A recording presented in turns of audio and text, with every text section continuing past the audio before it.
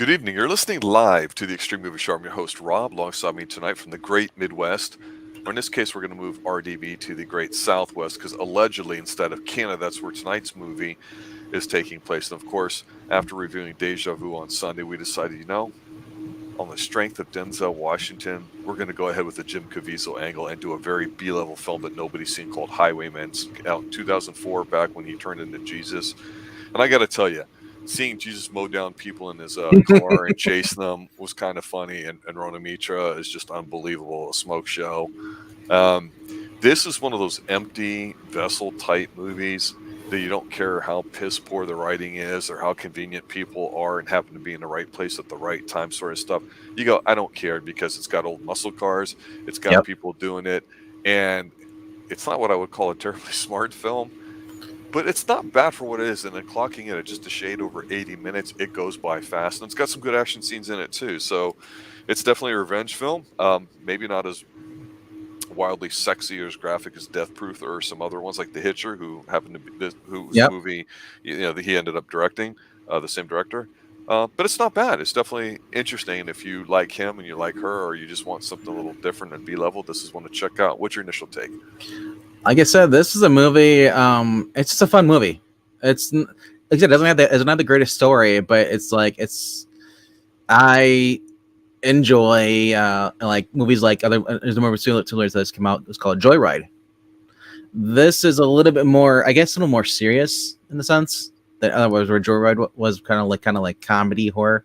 I guess anytime Jesus is mowing down people in a souped up car. See, I don't even look at that. I'm thinking like this is the guy who went on to become person of interest. Yeah. So and any excuse to get Rona Mitra in a movie, is always good. Agreed. And yes, and my only complaint is that the Barracuda loses its door.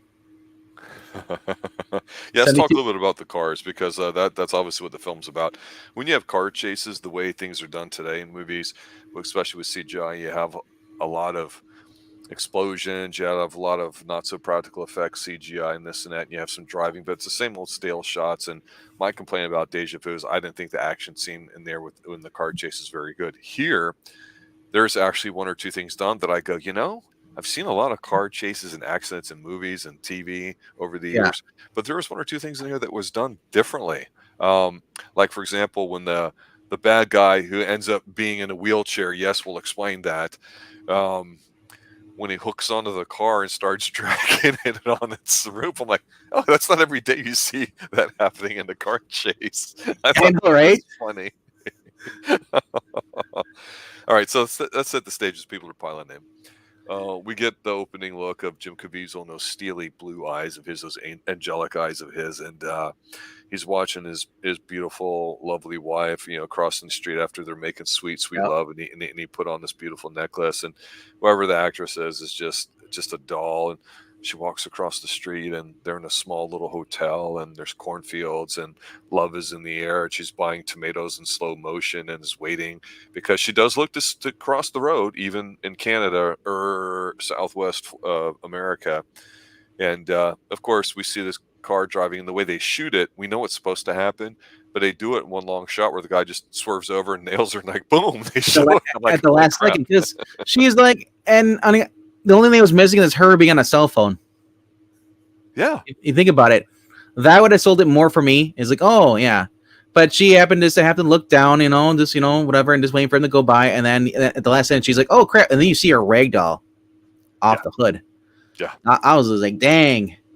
They got your attention pretty quick, that's for sure. No talking, no politics, no TV playing. Just sad club music. And I'm going to say, you're talking about that. The opening, before we even get to that part of the story, is just the fact that you had the clips and showing, and in like the bodies and the pile up stuff, and keep flashing in and out. Oh, yeah. To give you, since she's in the first person, she's one of many victims that this guy has been going through. And I guess a 1972 Cadillac Eldorado just running down people. Sweet ride. I know, right? Sweet ride. Yeah, and it's Colm Feore plays the bad guy in this.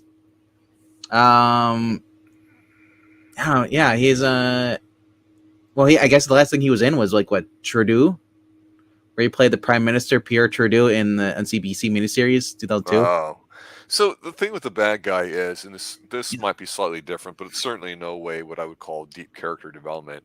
Um, 5 years flashback, and it turns out that when he meets Rona Mitra, who's of course being chased by a nice guy because she's a college student or whatever.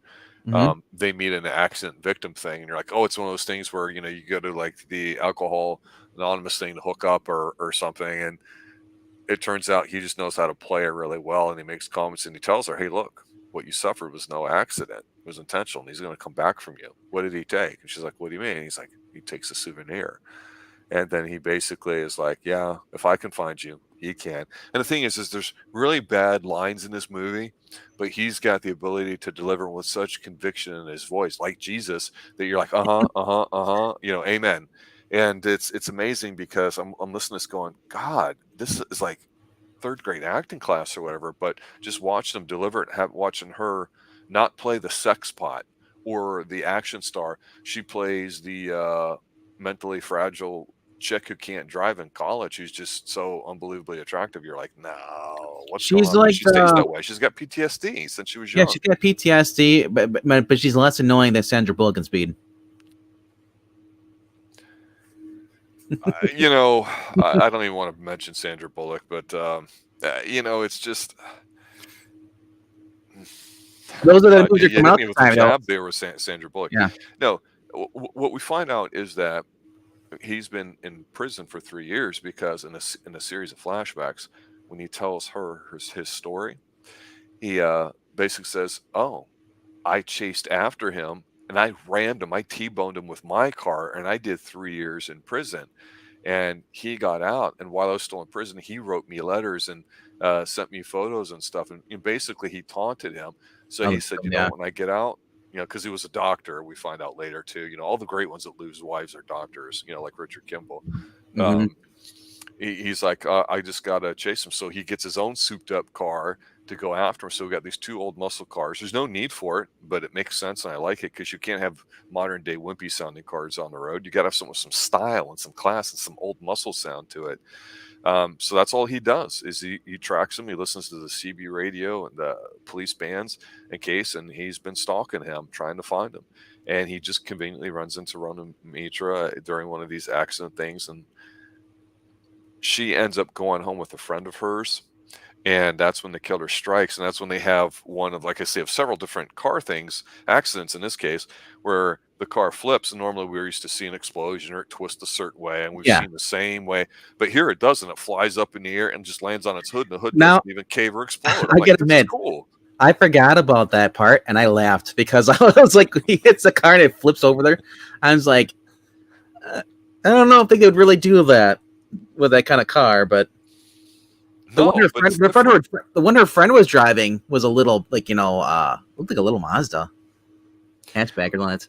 Chad, Brad, goofball with a bad haircut dude who's not really wasn't that bad looking, but super nice guy that we know was trying to get in her pants, giving her rides home and stuff. Yeah. He of course dies in the accident. She doesn't, and that's good because I love it. Jesus had to kill him. He plays the same kind of character as you saw in Ghostbusters. That's the guy who was trying to get with Sigourney Weaver.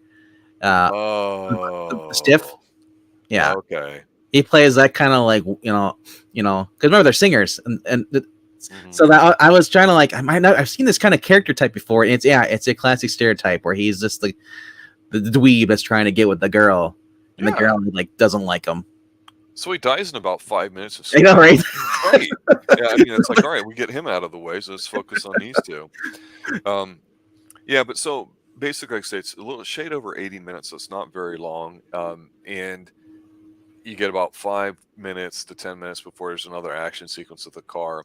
There is a accident detective that only carries a pencil and his forms that he fills out, which you had pointed out in the preview of the movie, and he's there, and he's just there. He's not bad, he's not good, he's just there, except for one thing at the end, which we'll get to, which is totally unbelievable and gratuitous. He's there. His main purpose, the cop, the one that's falling around, is the fact that it's just like with oh, what was that? Death Wish. The cop that was following him. He knows him. He's trying to catch him. That's all it is. It's just to make it seem more fast paced, thrilling. He's on the run from this cop. This cop knows who he is. He has to kill the bad guy, and still evade getting the cops. Arresting him, and then also sleep with the girl. Well, Caviezel is known for Yeah. being married and not wanting to do anything sexual on screen. So that's Yeah. why he doesn't kiss the girl at the end. They just hug. I don't have a problem with that. That may No, offend some I think that people. actually stands out more. I like it. Well, it's different and different work, and I can see why this movie's forgettable in a sense because this movie is a hard one to find. It's really not available in a lot of places. It's not on Tubi. It's not on Netflix. Yeah, Yeah. you can rent it if you want to see it. But it's just one of those ones where you go, for a guy that has actually had a tremendous amount of success, and you could call him an A-level actor just for some of the movies that he's been in, you go, why isn't this available? And I just don't understand it because you figure it would be on something, Pluto TV, something as they move around Netflix, and it's not. And it's not a bad film. The No. problem I have with this film is what happens here towards the end of the movie is this. It starts off, you kind of get the hook, you know what's going on. It's very predictable. The action scenes make it worth it. So you're kind of entertained by it all. But I think the ending just kind of falls apart because it's supposed to be a mano thing. He, for all intents and purposes, actually kidnaps Rona, but then because he's Jesus and he can just stare at you with those steely blue eyes, she melts and she decides that she's going to end up riding with him so they can find out who this guy is and end it once and for all. But of course, the good cop that's the detective that's following them kind of interferes in his own way, but gets drawn into the final battle. And we find out, like I said, through a series of flashbacks when he T-boned him, that the bad guy lived. But what we saw early on, until we see these flashbacks, is we see like a little mechanical prosthetic hand on the steering wheel, and we see something similar pressing on the gas pedal. And you're like, what's going on here exactly? So this guy's body, you think like Bionic Man, and you're like, this is a dude basically in a wheelchair bound that drives around his car as a serial killer killing people, and it's absurd. It is absurd, but this reminds me of the old Grindhouse movies. That's what I really intrigued me about this movie because I came across it of a whim. I was like, okay, well, just seen this, let's watch this, and I was like, wow, this is actually good. It's not.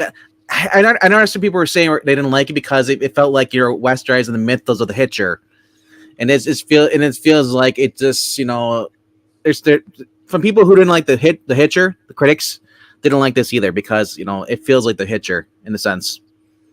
It's crazy guy, and there's a guy who basically wants revenge, and then there's a girl in there. I mean, it's easy setup. Yeah, and it's not a complicated film. It certainly doesn't have to be. And the thing with Caviezel is, too, I had mentioned before that I think one of his standout roles for me, it was in 2003 when in The Count of Monte Cristo. Mm-hmm. I thought it was tremendous. And we'll eventually review that at some point. This Sunday, by the way, for those listening, we're going to plan on reviewing Frequency, which I've never seen, so I'm curious to see how that goes. A lot of people say it's a pretty wholesome film. I hope that it is and that it's as good as I remember people at the time telling about. There's a lot of water cooler talk about, hey, this movie's pretty good. It's like, well, who's in it? Well, this guy, Jim Caviezel. I'm like, who? At the time. And now it's like, now we know who he is. But obviously he's been blacklisted in Hollywood because of being in The Passion of the Christ. Yeah, that's it. Came out the same year. Yeah, and I think this was straight to DVD though. Select theaters, and I remember it coming on Blockbuster on the wall. That's where I discovered it. Yeah, and that's what happens too. And with VHS on its way out and DVD being real dominant at the time when this came out 15 to 20 years ago, this is what would happen. You'd have a movie that by the contracts would have to say, okay, we're going to release you a limited release, and that might be defined legally as you have to be in a minimum of 100 screens, and it could be for a weekend or something. And this is one of those films that got dumped.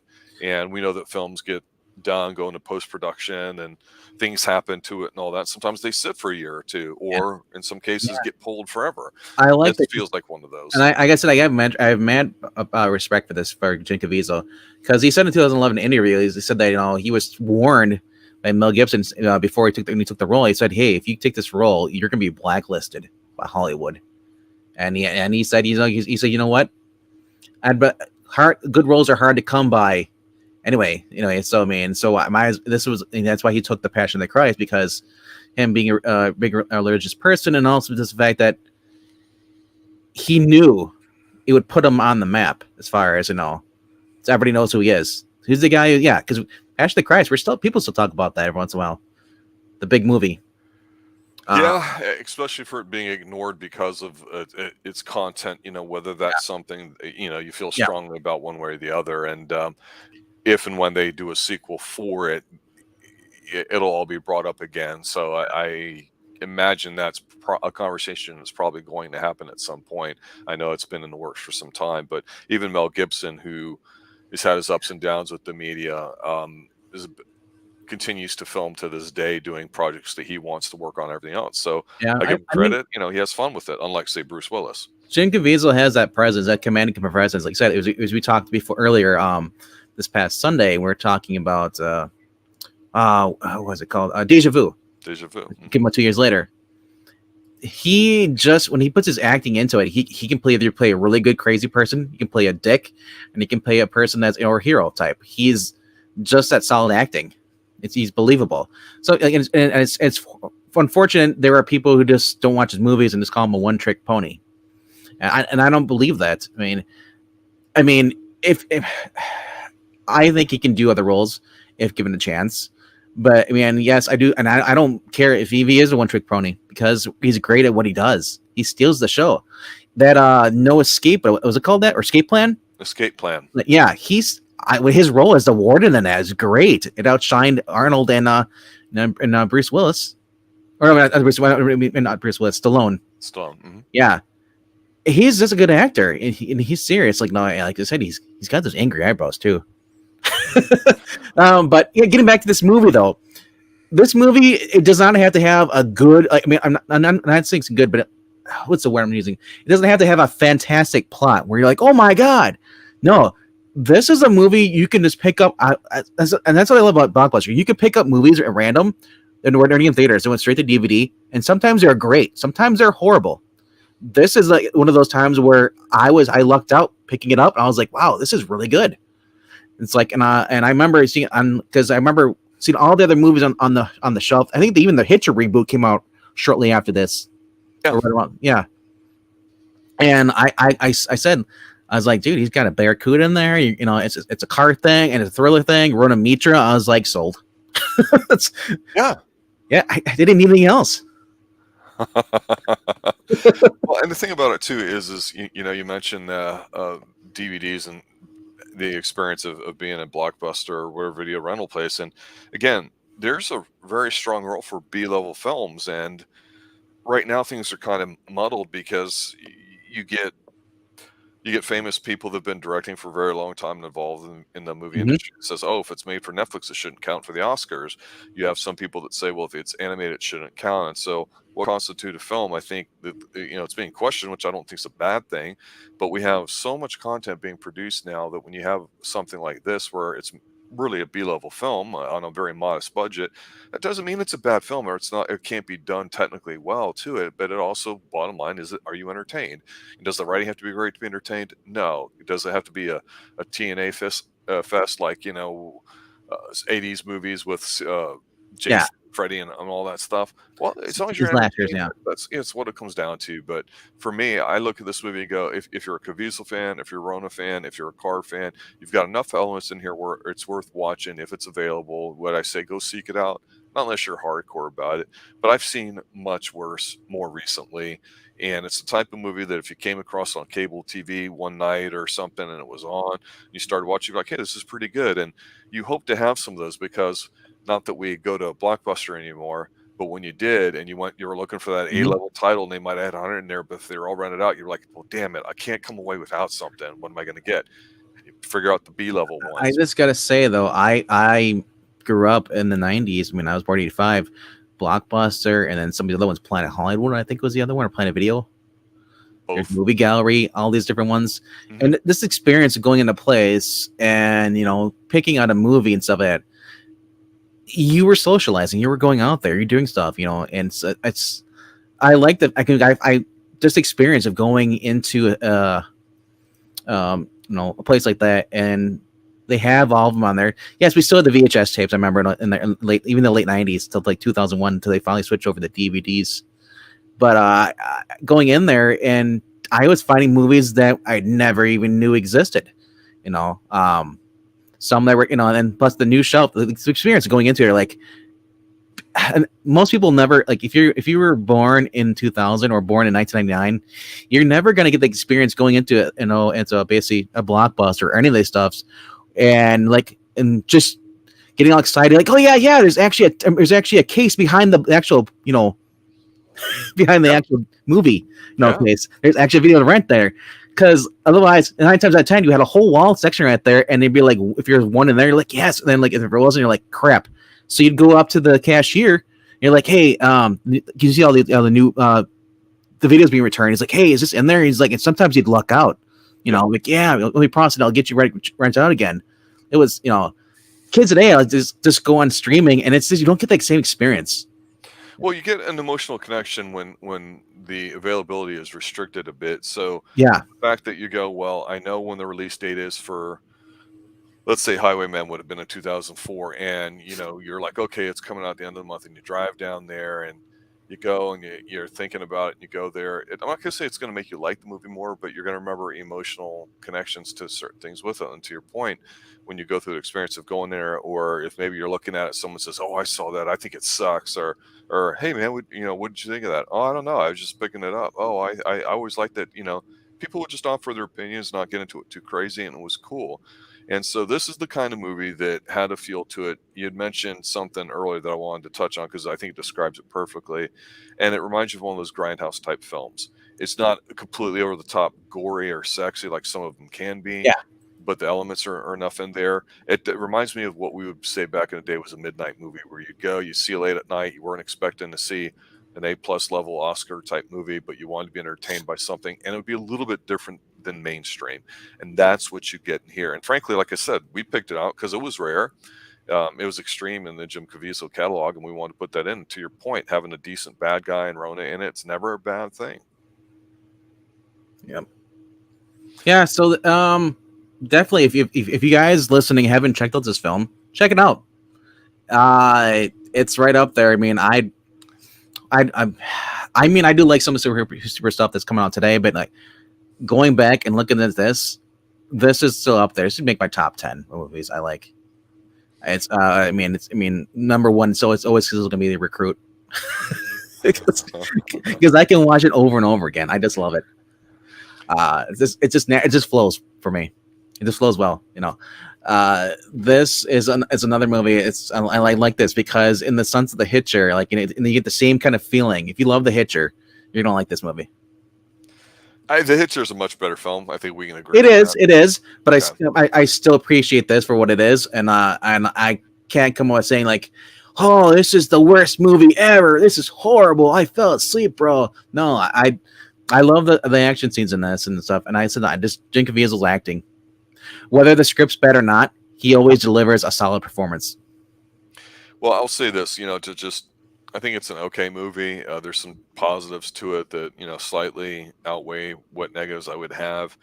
And to me, the ending, I think, is the worst part of it, the third act, because what it comes down to is when Jim saves Rona's life, basically, bad dude gets on a CB and he's like, I might disappear for 3 months if you want it tomorrow night on the same road, and I'll trade her for the one I've got and all this stuff. And it's like, so Jim's supposed to use her as bait, but of course she does. Yeah. Because but I love it though when the guy steps because the guy's missing a leg. Remember he got in a car accident? Yep.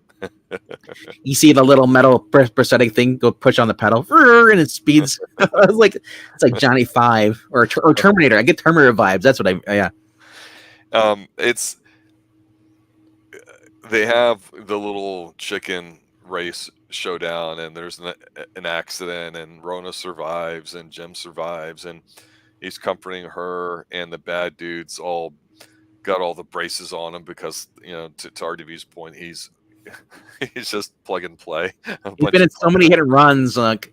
And it's just thinking, I was like, man, this and he stops too because you see before you even get introduced to Mitra, you see Jim Caviezel pulling up to this barn and he's moving to see. He finds a radio there and he's like checking the pressure and stuff, see how it's been used.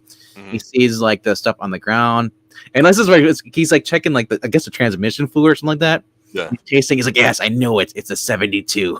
yeah, I mean, only Jesus knows what the transmission fluid of a 72. But then he moves ahead. It's like, yeah. But then he moves ahead, then you see the prosthetic arm. He's like, yes, I know he was here.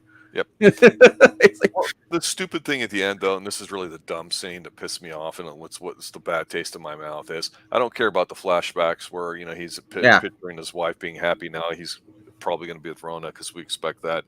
It's the fact that the bad dude's laying there in a pile of glass and he's all bloody, and of course you think he's dead, but you don't know he is. He gets up. Little detective guy with the pencil comes up or whatever, and the dude's got a nice voice. Yeah, but he plays the role very meekly. Frankie, and he's got the sawed-off shotgun or whatever, and the guy moves and tries to say something like that, and he goes, "I'm Detective so and so, blah blah blah," and then he shoots him. I was like, "That's stupid, not needed, just dumb. It doesn't add to anything. It doesn't make you mark out at the end. It's like, no, thank you. I'm just silly." It would have been better if Jim Caviezel just popped him in the head with a gun. Bam. And the more I think about it as we're closing up here, I think this could actually have been a better movie. I think there's some interesting pieces to it with what they were trying to do. But I think they just said, well, if we do this and we do this, this is what we'll do for the rest of the film. And I'm okay with that. It was a small budget film. Oh, it could have been better. I'm not sure what the budget was supposed to be on this, but the box office, it made over $2 million. Limited release. Yeah. So they were planning on making their money in DVD rentals and it's 80 minutes too when it's it's filmed in Canada and stuff like United States. Well, check us out live, guys, for 6 p.m. Eastern time Saturday for season 1, episode 3 of The Prisoner. Professor Pix and I will be covering that live, and then we'll be going on live right after that again at 7 p.m. Eastern time. The three of us will be covering Frequency, also starring Jim Caviezel. Let me know. Supposedly a pretty good movie. Let me know when you guys decide you wanted to cover the Prisoner 2009 series. That'll be after the Prisoner first series. So, where Jim Caviezel comes back. We're on a Caviezel kick, it seems like, too. Thank you, Denzel, for doing that. Denzel's the only other person that could play God to me. All right, guys, there you have it. Yep. Highwaymen 2004, Jim Caviezel, Rona Mitra, and the bad guy, Colm something or another, whatever. Check it out if you're so inclined. There's other stuff that you can watch. It's not a bad flick, and RDB likes it, so kind of 2 thumbs up. That's all that matters to me. No, just kidding. That's what she said. All right. Good night, everybody. And as always, stay extreme.